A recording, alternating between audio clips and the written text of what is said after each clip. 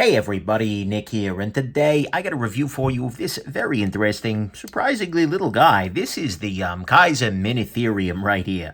First off though, in the name of full disclosure, I want to thank Kizer Knives for sending this guy along. That's right, this was donated to me directly from Kizer. As always, I've told them I'm going to talk about the good, the great, the bad, the ugly. It might be a gem, it might be junk, and they still sent it along, so there you go. But we have to assume this is the best quality controlled one ever, and we also have to assume, well, I've done my best not to let this affect my review. But, yeah, there you go. So that's the situation, full disclosure-wise, with this little guy. Now, let's go ahead and jump into some size comparison. Here it is against the Ontario Rat number 1. And your Rat number 2, and so you can see in terms of functional blade length, we're actually about the same as the overall blade length on the Rat 1 here, on the Rat 2 here. In terms of functional length, we're not so far off of the Rat 1. There's actually a fair amount of blade packed into this little guy. Here it is against the Spidicodelica. There you go, and actually, I think that should about do it for size comparison. But there is your, that's your Megatherium right here. Next thing, a quick note on this guy.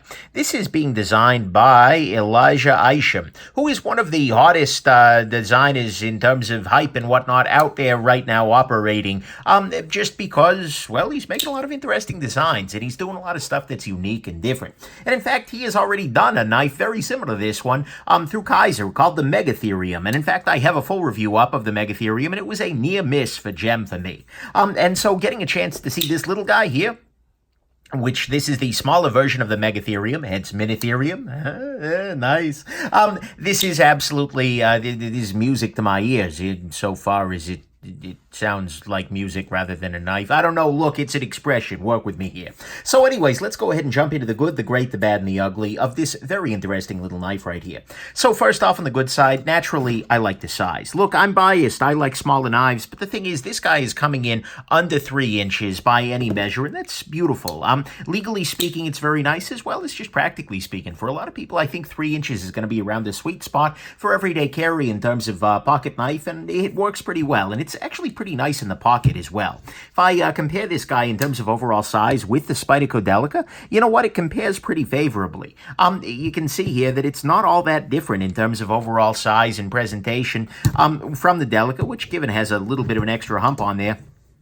And in terms of thickness, again, we're around very similar situations. So this gets itself to a very, very nice little size point here. And honestly, it's very nice, especially given compared to the full-size one. This is probably what I would end up recommending, I think, to most people. So there you go. That's good. One thing that's also nice about this guy is, although it has full liners on both sides, it is a very lightweight knife. We are coming in here right around 3.02 ounces for about 3 inches of knife. So about 1 ounce an inch, that's solid. So no complaints there whatsoever. And on the whole, this actually carries quite well because it's got a solid clip on it. You can see here it works well. There's a lot of ramp to it. It's got plenty of spring. It's a well-designed clip. It's over a smooth area. It's very, very nice in the pocket, given the size, given the weight, everything. So that's good. Next thing, this guy is very well designed. What I mean by that is it is aesthetically designed. You can see here that there's a lot of contouring going on to this guy. There's contouring down here that kind of dips down around the pivot, and you can see that reflected in this marbled carbon fiber up here. But you can see that. You can see these dropouts here. The carbon fiber is well done in order to highlight those. But you also get other little details, like, for instance, the hole of the blade here is matching the this contour of the handle. You know, you can tell that Elijah probably spent a lot of time obsessing over this design, and you know what, it works out well. I appreciate it very much, and so that's good. Next thing, this guy, overall, ergonomically speaking, actually is pretty solid. You might not think that initially, and given I have smaller hands than most, but in both grips that are, you know, pretty easy for me to do with this guy, it works quite well, because it has enough swell down here to fill the hand. In this grip, there's maybe a little bit of hot spot off of the clip, but then if I want to choke up for detail work, I can do that very easily with this little area right here. And unlike, for instance, in the full-size Megatherium, well, I guess that's just the Megatherium. It's by definition full-size. It's mega. But anyways, there it really felt like my finger was, you know, way up here. But on this guy, it works pretty well. And you've even got a little bit of blade guard, which also, by the way, is a sharpening choil. So, you know, I like very much that approach here. It's nice, and the balance on it is surprisingly good as well. I mean, it's coming in right around where you'd want it. And and the simple fact that the bulk of your hand is actually above the blade means you can get down close to a table a lot closer than you can with a lot of knives. So ergonomically speaking, this is pretty solid. Even actually reverse grip works too. That's okay. So even though it's a weird knife, it works pretty well in the hand, so that's good. Next thing, finishing-wise, this is actually pretty solid because you've got this nice carbon fiber here. You got these internal liners. You got a beautiful back spacer here, which matches this pocket clip, which is just beautiful. The blade on the whole is nicely finished with a bit of a stonewashy thing going on.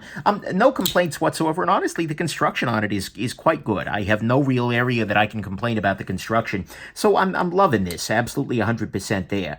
Next thing, even given all of that niceness in the construction and whatnot, the price on this is pretty solid, coming in at $165. And given that's not super cheap, but at the same time it's S35VN, it's well made, it's beautifully designed. Honestly, I don't have a big problem with that price, considering a lot of the other stuff out there is going to be in a similar vicinity. It's not really bad at all, particularly given the niceness of other things, like for instance the action.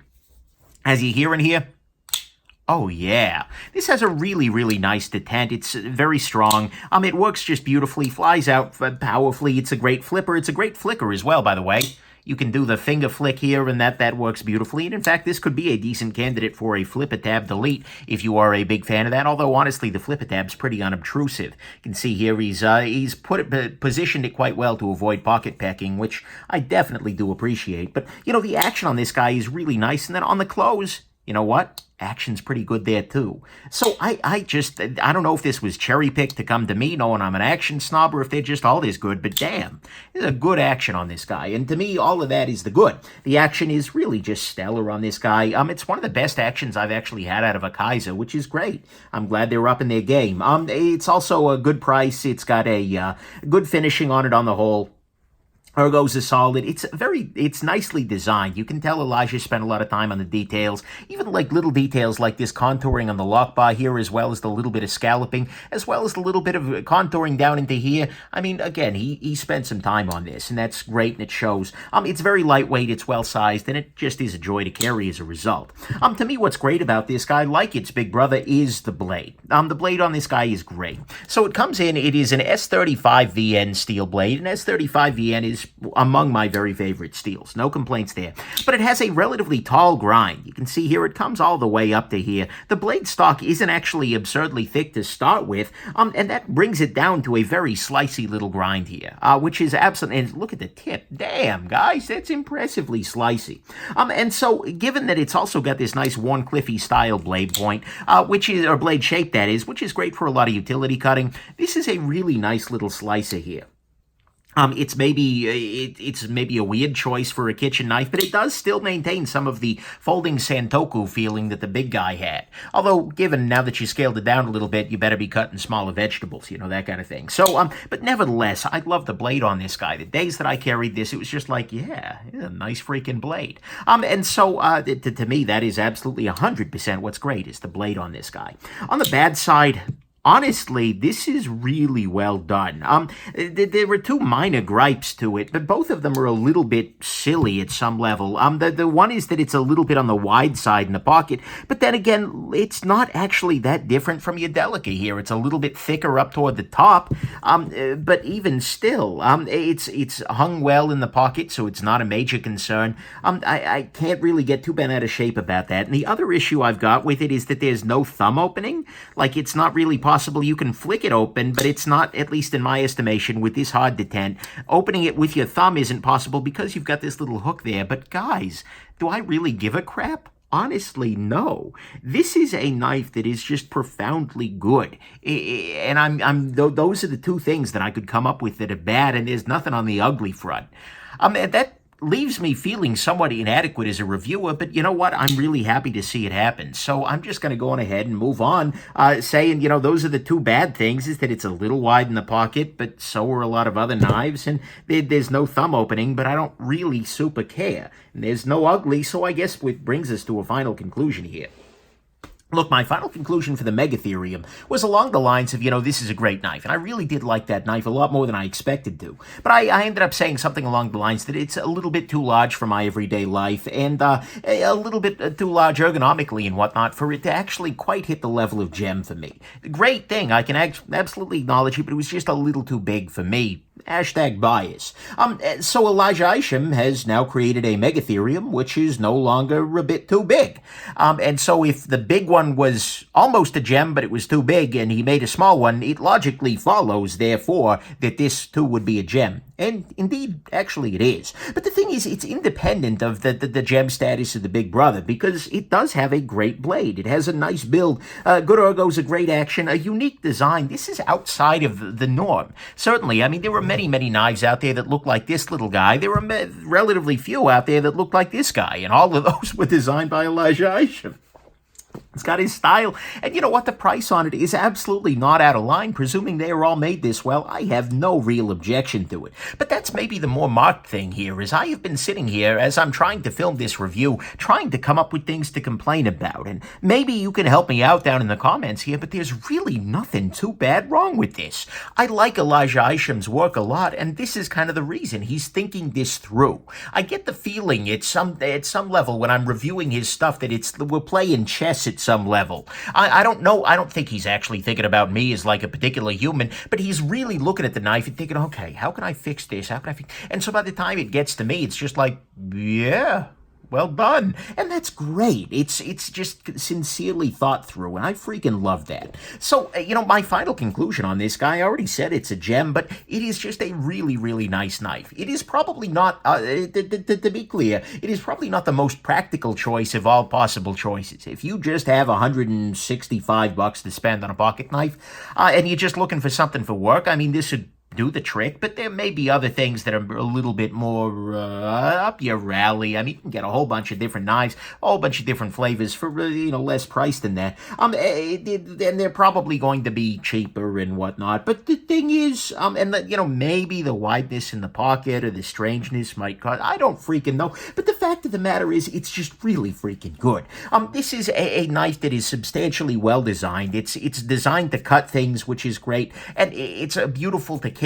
I'm kind of gushing here, but it's a really, really nice piece. And so if you're looking for something that is well designed, if you're looking for something that is off the beaten path, that is, if you're looking for something that comes in under that magical 3-inch legal line in the sand, and that is still absolutely capable for everyday carry, you know what? Then I think the Minitherium is, theoretically, a really, really great choice for you. So there you go. Well freaking done, Elijah. This is a hit out of the park for you. And well done, Kizer. And there you go. Hope this has been interesting to you. I will go try and find something else to complain about so I feel better.